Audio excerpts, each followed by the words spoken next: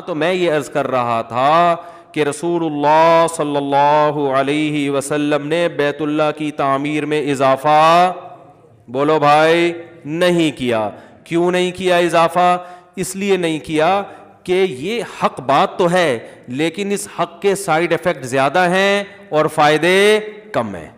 Side effect کیا ہیں کہ جو قریشی لوگ ہیں وہ بولیں گے کہ یہ نبی جو ہیں انہوں نے تو ابراہیم علیہ السلام کا قبلہ ہی کیا کر دیا، تبدیل، تو ان کے مرتد ہونے کا خطرہ ہے، وہ اسلام سے پیچھے نہ ہٹ جائیں۔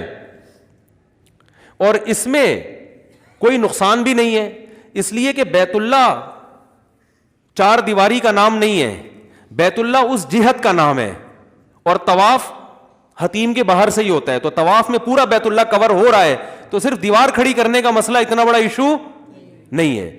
یعنی مسلمانوں کو آپس کے اختلاف اور انتشار سے بچانا، کنفیوژن سے بچانا، یہ زیادہ اہم ہے نبی کی نظر میں بنسبت اس کے کہ بیت اللہ کو وہاں تک تعمیر کیا جائے جہاں تک ابراہیم علیہ السلام نے تعمیر کیا تھا۔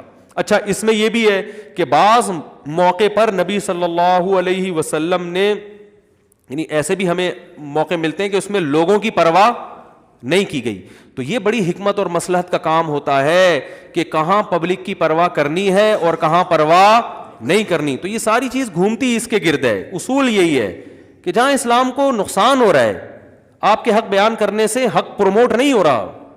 جیسے آپ کسی کی برائی لے کے بیان کر دو، خودکشی کا واقعہ ہوا، آپ نے سب کو بتا دیا، تو جنہوں نے نہیں بھی کی ان کو بھی خودکشی کرنے کا خیال آنا شروع ہو جائے گا۔ جیسے میڈیا بتاتا رہتا ہے یہ تیزاب پھینکنے کے واقعات، او بھائی اگر کسی گاؤں میں اللہ نہ کرے کسی بچی پہ تیزاب پھینکا ہے تو بس چپکے سے جا کے ایف آئی آر کٹوائی جائے اس کے خلاف، اس مجرم کو پکڑ کے عبرتناک سزا دی جائے۔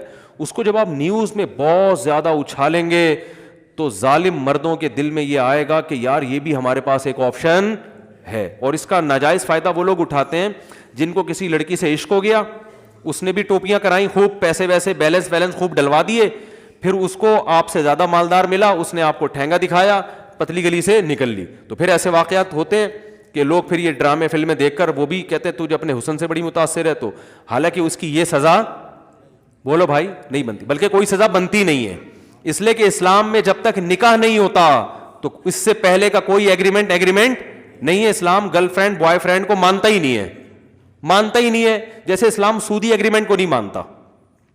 جیسے آپ نے ستار بھائی سے قرضہ لیا 1 کروڑ روپے، پیپر پہ آپ نے اسٹیمپ پیپر پہ لکھ کے دیا، 10 لوگوں کو گواہ بنایا کہ میں جب ٹائم 1 کروڑ روپے کو جب میں واپس کروں گا تو میں 2 لاکھ روپے سود کے بھی دوں گا، ایگریمنٹ بھی کر لیا، زبان بھی دے دی، قرآن پہ ہاتھ بھی رکھ کے ایگریمنٹ ہو گیا، اور 4 آدمیوں کو گواہ بھی بنا لیا، لیکن اسلام پھر بھی اس ایگریمنٹ کو کیا کرتا ہے؟ کالعدم۔ ستار بھائی جب آپ سے پیسے لینے کے لیے آئیں گے 1 کروڑ سے زیادہ ان کو لینے کی اجازت نہیں ہے۔ کچھ ایگریمنٹ ایسے ہیں جن کو اسلام کالعدم قرار دیتا ہے، وہ ایگریمنٹ مانتا ہی نہیں اسلام۔ سودی ایگریمنٹ کو اسلام کیا کہتا ہے؟ کالعدم، چاہے کتنی قسمیں کھائی ہوں، اسلام پھر بھی آپ کو کہے گا بھائی آپ اصل رقم لوٹاؤ، جو 2 لاکھ آپ نے ایگریمنٹ کیے تھے وہ آپ مت دو گے، گناہگار ہو گے آپ۔ اس لیے بینکوں سے جو لوگ لون لیتے ہیں نا سودی، تو ہم ان کو کہتے ہیں اصل رقم لوٹاؤ باقی پی جاؤ، صحیح ہے نا، کیونکہ وہ سود آپ پر دینا لازم نہیں ہے، تو پی سکتے ہو آپ اسلام کی، ٹھیک ہے، یہ قانونی اسلام، پاکستان کا قانون اس کی اجازت نہیں دیتا، لیکن اسلام اس کی اجازت دیتا ہے کہ آپ نے بینک سے اگر قرضہ لیا اور سودی ایگریمنٹ کیا، بہت برا کیا، تو آپ جب اصل رقم آپ نے اگر لوٹا دی ہے تو پھر اضافی آپ پر لوٹانا لازم نہیں ہے، کیونکہ سورہ بقرہ کی صاف آیتیں فَلَكُمْ رُؤُوسُ أَمْوَالِكُمْ، جتنا اصل مال تھا بس وہ لوٹاؤ گے، اس سے زیادہ نہیں ملے گا۔ تو نہ بینک کو نہ کسی کو بھی، تو اصل رقم لوٹاؤ، پتلی گلی سے آپ نکل سکتے ہیں، اسلام اکارڈنگ ٹو شریعہ۔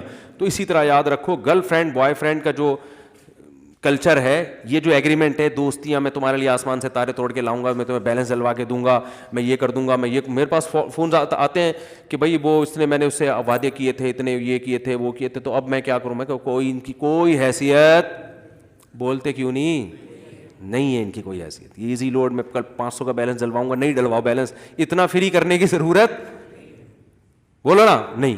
اپنی والدہ کے موبائل میں بیلنس ڈلوا دو، اپنی ہمشیرہ بہن کے موبائل میں بیلنس ڈلوا دو، اپنی بیٹی کے موبائل میں بیلنس ڈلوا دو۔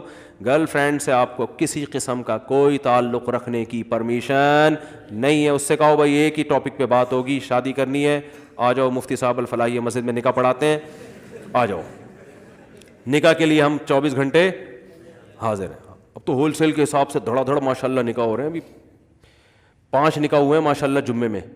تو وہ لوگ, اب تو مجھے لگ رہا ہے لوگوں کا اس کے علاوہ کوئی کام ہی نہیں ہے اب یا شاید میرے پاس بہت زیادہ آنے شروع ہو گئے ہیں, یہی وجہ لگ رہا ہے.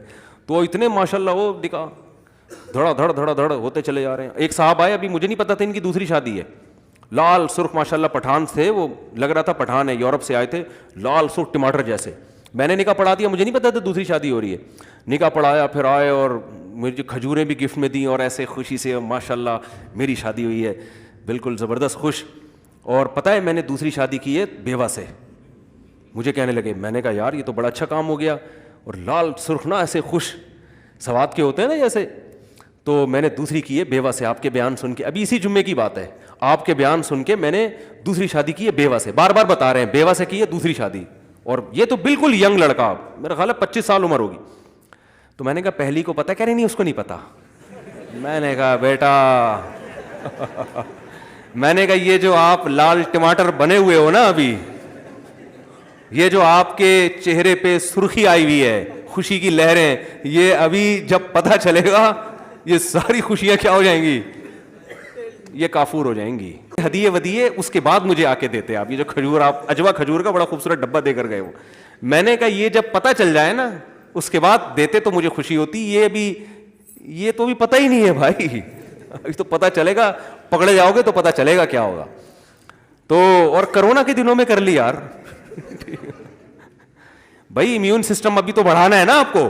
کرونا کے خلاف اگر بیماری ہو گئی, آپ ٹینشن میں ہو, وہ تو کرونا پھر مار دیتا ہے انسان کو. تو خیر بڑی ہمت کی, بیوہ سے کی ہے, بڑی بات ہے. اللہ برابر پہلی بیوی کا بھی حق ادا کرنے کی توفیق دے ان کو, ایسا نہ ہو دوسری کی وجہ سے پہلی کو بھول جائیں, اور دوسری کا بھی. لیکن یہ کہ میں نے کہا ثواب کی انشاءاللہ گارنٹی ہے, بہت ملے گا آپ کو, حالات کی کوئی گارنٹی نہیں ہے. ہاں یہ پہلے سے. تو اب پتہ نہیں پتہ چل گیا ہوگا کہ نہیں پتہ چلا ہوگا, اب تک اللہ خیر کرے. تو یہ ہر آدمی ہوتا ہے, بڑا خوش ہوتا ہے اس وقت. اور بھی 1-2 کیس ہوئے ہیں ایسے.